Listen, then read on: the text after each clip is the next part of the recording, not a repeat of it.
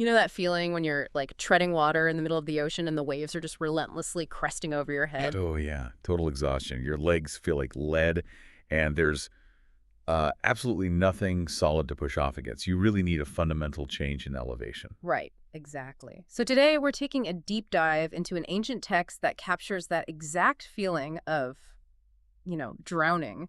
We've got this fascinating stack of sources in front of us, textual translations and historical commentaries surrounding a single piece of literature. Right, Psalm 61. Yeah, Yep. specifically looking at the English Standard Version. And our mission here is to trace the intense psychological journey mapped out in this text.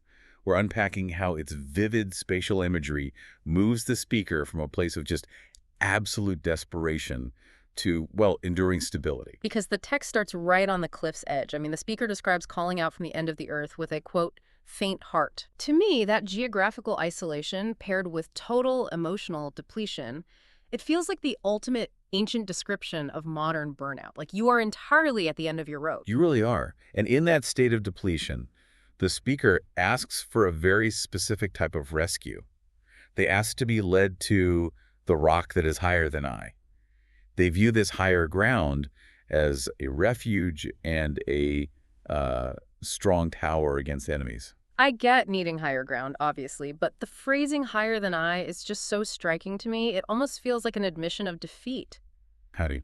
Well, like they're acknowledging their own physical limits and saying, I physically cannot climb out of this hole myself. Oh, absolutely. That admission of limitation is the whole point. Because when you are emotionally at the absolute bottom, a higher rock provides the actual mechanism for survival. Right. In the ancient world, high ground isn't just symbolic. I mean, it gives you tactical visibility against literal enemies.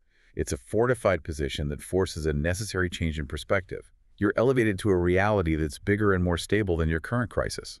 And once they reach that elevated safety, the entire vibe just changes. The anxiety drops. The speaker isn't looking for a cold stone fortress anymore. They're looking for a home. Exactly. They ask to dwell in a tent forever, to take refuge under the shelter of wings, and then they end that thought with the word Selah. That shift is so profound.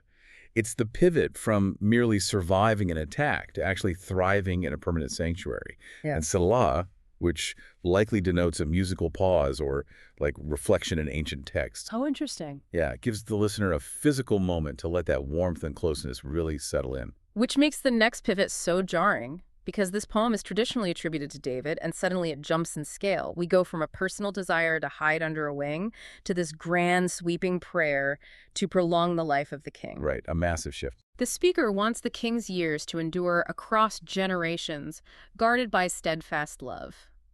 It honestly feels like someone spliced two entirely different poems together. But looking at the header of the text, it says, "To the choir master, with stringed instruments." So I'm realizing this wasn't just a private diary entry. No, it was an active musical performance. Right. Because this was written to be sung by a choir, that solitary I becomes a collective we. Think about how that mechanism works. When an entire congregation sings about an individual's burnout, it forces the community to carry the psychological weight of the individual. Oh, wow. So they're transforming a personal breakdown into a shared heritage. Precisely.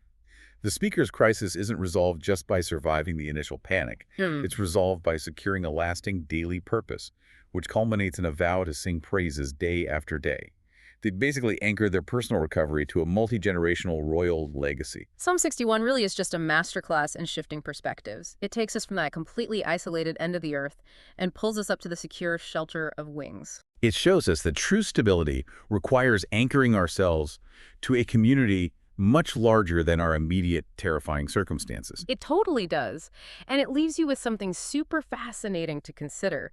When you look at the physical geography of the ancient Middle East, the sheer cliffs, the high rocks, the actual physical fortresses people used to escape literal armies, you have to wonder how much that specific terrain shaped the way humanity fundamentally conceptualizes psychological safety. That's a great point. Like even thousands of years later, sitting in modern skyscrapers, our brains still equate higher ground with inner peace. So next time you feel like you're endlessly treading water, remember that finding your footing might just require looking up.